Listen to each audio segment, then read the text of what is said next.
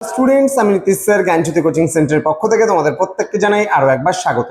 তো আজকে আমি তোমাদের সঙ্গে আলোচনা করব একাদশ শ্রেণীর ছাত্রছাত্রীরা যারা উচ্চ মাধ্যমিকে অর্থনীতিবিদ্যা বা ইকোনমিক্স নিয়েছো তাদের জন্য আজকের এই ক্লাসটি ভীষণ গুরুত্বপূর্ণ। আজকে আমি তোমাদের সিলেবাস ও নাম্বারের যে বিভাজনটা রয়েছে, কোন কোন অধ্যায় থেকে কত কত নাম্বার থাকবে ফার্স্ট সেমিস্টারের, সেই নিয়ে কিন্তু আজকের এই ক্লাসটি আমি আলোচনা করব। যারা ফার্স্ট টাইম আমাদের ইউটিউব চ্যানেলে ভিডিওটি দেখছো তারা চ্যানেলটিকে সাবস্ক্রাইব করে পাশে থাকা বেল আইকন অল প্রেস করে দেবে, যাতে নেক্সট টাইম থেকে ভিডিও আপলোড করলে তার নোটিফিকেশনগুলো পেতে পারো এবং তোমার বন্ধুদের সঙ্গে যাদের ইকোনমিক্স বিষয়টা রয়েছে তাদের সঙ্গে ভিডিওটি শেয়ার করে দেবে। এবং অনলাইনে তোমরা যদি আমাদের কাছে পড়তে চাও ইকোনমিক্স বিষয়টা, তাহলে যোগাযোগ করো আমাদের অফিসিয়াল নাম্বার 7076398606 নাম্বারে অথবা 6295916282 নাম্বারে। তোমাদের টোটাল কোর্স ফি রয়েছে তোমাদেরই সাধ্যের মধ্যে 299 টাকা, কিন্তু পুরো বছরের কোর্স ফি। আবারও বলছি, first semester plus second semester অনলাইনে পড়বে, তার জন্য মাত্র 299 টাকা। দেরি করো না, ঘরে বসে বাড়িতে বসেই তুমি পড়াশোনা করতে পারছো ওয়েস্ট বেঙ্গলের যে কোনো প্রান্ত থেকে।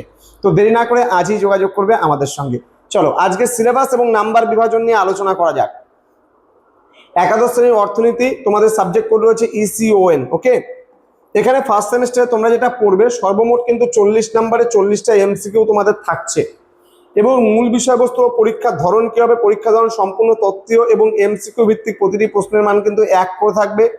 প্রধান ক্ষেত্রসমূহ ব্যষ্টিগত, অর্থবিদ্যা এবং রাশিবিজ্ঞান। ব্যষ্টিগত অর্থবিদ্যা থেকে থাকবে 24 নাম্বার এবং রাশিবিজ্ঞান থেকে থাকবে 16 নাম্বার। এই মিলিয়ে টোটাল কিন্তু তোমাদের এই 40 নাম্বার মূল্যায়ন করা হয়েছে। টোটাল অধ্যায় রয়েছে 6টা প্রথম সেমিস্টারে। সেই 6টা অধ্যায়ের মধ্যে কোন কোন অধ্যায় কি কি রয়েছে দেখে নেই। প্রথমে রয়েছে আমাদের ইউনিট নাম্বার 1 ব্যষ্টিগত অর্থবিদ্যা। এখানে অর্থনীতির ভূমিকা এবং সমস্যাবলী পড়ব। অর্থনৈতিক সমস্যা কি উৎপাদন করা হবে, কিভাবে এবং কার জন্য উৎপাদন করা হবে। অর্থনৈতিক প্রসার, উন্নয়ন এবং টেকসই বহনক্ষম উন্নয়ন। দেন সমস্যার সমাধানের মধ্যে মুক্তবাজার অর্থব্যবস্থা। এখানে রয়েছে সরকারি হস্তক্ষেপ, সমাজতান্ত্রিক ও মিশ্র অর্থনৈতিক ব্যবস্থা। সামাজিক লক্ষ্যসমূহ, দক্ষতা, সাম্য ও এখানে নির্বাচনের স্বাধীনতা। প্রসারের নির্দেশকের মধ্যে রয়েছে জাতীয় আয়, মাথাপিছু আয়, সঞ্চয়, বিনিয়োগ, ভৌত ও মানব মূলধন। উন্নয়নের নির্দেশকের মধ্যে বৈষম্য, দারিদ্র্য, বেকারত্ব, লিঙ্গ বৈষম্য, পরিবেশ, এই সমস্ত বিষয়গুলো পড়তে হবে। চলে আসবো আমরা ভোগকারীর আচরণ, দ্বিতীয় ইউনিটে আমরা কি কি পড়বো? ভোগকারীর আচরণের মধ্যে চাহিদা ও যোগানের ভারসাম্য আমাদের পড়তে হবে। চাহিদা ও যোগান তত্ত্ব, ভারসাম্য, দাম নির্ধারণ, অদৃশ্য তত্ত্ব এবং অবাধ উদ্যোগ নীতি বা লেসেভিয়ার পলিসি পড়বো আমরা। স্থিতিস্থাপকতা এবং পরিসংখ্যানের মধ্যে চাহিদার দাম, আয় এবং পারস্পরিক স্থিতিস্থাপকতা, যোগানের স্থিতিস্থাপকতা, গাণিতিক সমস্যা সহ দামের ঊর্ধ্বসীমা ও নিম্নসীমা নির্ধারণ সম্পর্কে আমরা পড়বো।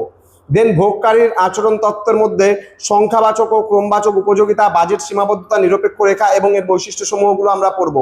দেন সর্বোচ্চকরণ ও চাহিদা আপেক্ষক, এখানে উপযোগিতা, সর্বোচ্চকরণ এবং চাহিদা আপেক্ষকের সফল উদ্ভাবন বা উপাদান সম্পর্কে আমরা জানব।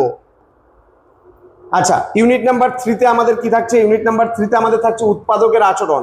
এখানে উৎপাদন আপেক্ষক, ব্যয় এবং মুনাফা আমরা পড়বো। উৎপাদন বিধির মধ্যে স্বল্পকালীন ও দীর্ঘকালীন উৎপাদন আপেক্ষক, পরিবর্তনীয় অনুপাতের নিয়ম, মাত্রা বৃদ্ধির প্রতিদানের নিয়ম এবং আয়তন জনিত ব্যয় সংকোচ।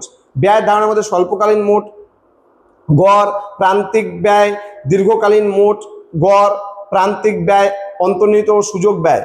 দেন রেভিনিউ ও মুনাফার মধ্যে মোট রেভিনিউ, গড় রেভিনিউ, প্রান্তিক রেভিনিউ এবং মুনাফার সাধারণ ধারণা ও প্রক্রিয়াও কিন্তু রয়েছে। আচ্ছা, আমরা পড়বো এবার ইউনিট নাম্বার 4 থেকে পড়বো রাশি তথ্য পরিচিতি। এখানে রাশি তথ্যের প্রকারভেদ, রাশি বিজ্ঞানের পরিধি এবং রাশি তথ্যের শ্রেণীবিন্যাস, সেটা ম্যাথামেটিক্সের চ্যাপ্টার।